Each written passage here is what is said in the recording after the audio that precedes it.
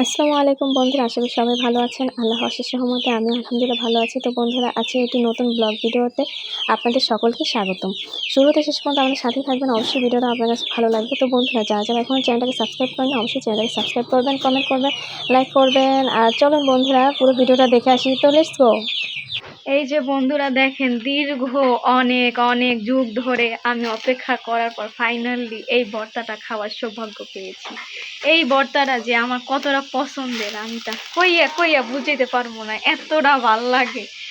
আজকে মার এতটা মানে মানে কি কম, আল্লাহ হেদায়েত দিছে যে মা এই ভর্তাটা বানাইতে হে নিজেই আগ্রহ করছে।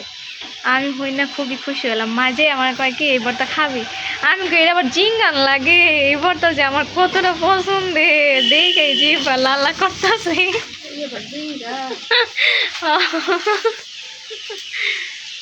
মা কই এই ভর্তাটা লেগে এরকম পাগল হওয়া লাগে। আসলে কি জানেন বন্ধুরা, অনেক ছোট থাকতে যে সময় আমি দেশে আইছিলাম বেড়াইতে, হ্যাঁ বুঝলেন, যে কখন এই ভর্তাটা আমি ফার্স্ট খাওয়া শিখছি। আমার নানুর আবার কাঁচামরিচ আর রসুনের ভর্তাটা খুব পছন্দের ছিল। আর এই চিংড়ি মাছের এই ভর্তাটাও হে মানে পছন্দ করতো, হে ভর্তা ভাজি বেশি পছন্দ করতো গোস মাছের চাইতো। তো আমি এই কারণে যে সময় আইছিলাম বাড়িতে, তখন আর কি হে যে সময় ভর্তা খাইছে, খায় আর কয় কি কি মজা। না আমি কই কি বেটাই ভর্তা খায় আর খালি কয় কি মজা, বুঝে গোস্ত খায় এইরকম। পরে আমি একটু খাইয়ে দেখছি, বাতের লাগে সেই স্বাদ বন্ধুরা। এই হইতে আমি ভর্তা খাওয়া শিখে গেছি, এই ভর্তাটা আর কি। তো বেশি জাল দিলে আবার খাওয়া যায় না, মানে মোটামুটি জাল যেন আবার খালিও খাওয়া যায় এইরকম। আমাদের বেশি জাল ভালো লাগে না, বেশি জাল খাইলে আবার গ্যাস্ট্রিকের সমস্যা হইব। তো এই ভর্তাটা আমার কাছে এই দিন হইতে এত পছন্দ, কিন্তু খাইতে পারি না। কি লেগে জানেন বন্ধুরা, যে বানাইতে পারি না। তো আমি মায়ে বানাইলে খাই, আর মায়ে কি সবসময় বানাই দেয়? আমার কোনো সময় বানাই দেয় না ভর্তাটা, সেই সহজে সংক্ষেপে তরকারি রেঁধে থুই দেয়। এই যে আজকে ফাইনালি এই ভর্তাটা বানাইবো মায়। মানে এই যে বাজদাছে না, এই কালারটা দেখেন কি সুন্দর, মরিচটা এককালে সবুজ চকচক করতেছে, দেখেন কি সুন্দর। এইটা দেখা আর এই গেরান্ডা কি যে অসাম, আর কইতে পারতাছি না, এখন জিভে পানি এসে গেছে অলরেডি আমার। দেখেন বাজতে বাজতে মা কি সুন্দর কালার এনে লেগেছে, এই যে দেখছেন।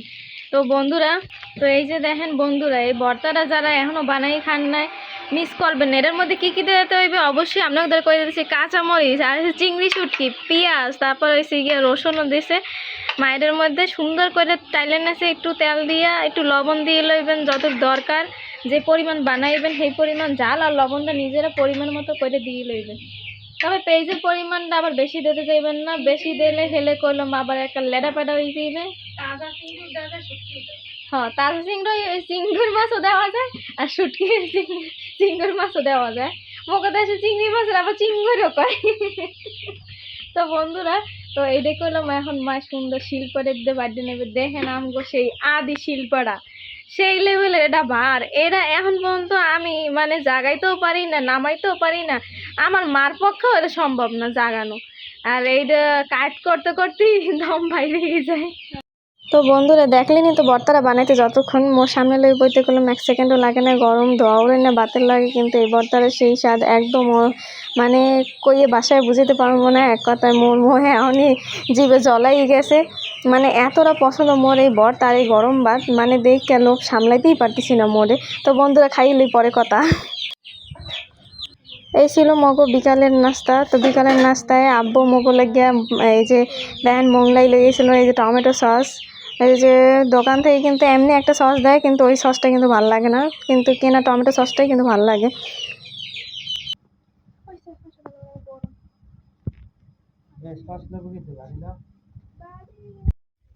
এই যে বন্ধুরা দেখেন, সাথে ছিল কলম, এই যে আনা, তারপর এই যে আপেল, এগুলো খাইতেছিলাম। ভেজাল খাবার খাওয়ার পাশাপাশি কিছু ফলমূল খাইতে হয়, যেন শরীরটা একটু ভালো থাকে, সুস্থ থাকে। এর লেগে এই যে দিনের শেষে কিংবা শুরুতে ফল দিয়ে শুরু করবেন, কিংবা তো বন্ধুরা, আজকে ভিডিওটা এখানে শেষ করতে, সবাই ভালো থাকবেন, সুস্থ থাকবেন। আল্লাহ হাফেজ, টাটা, বাই বাই।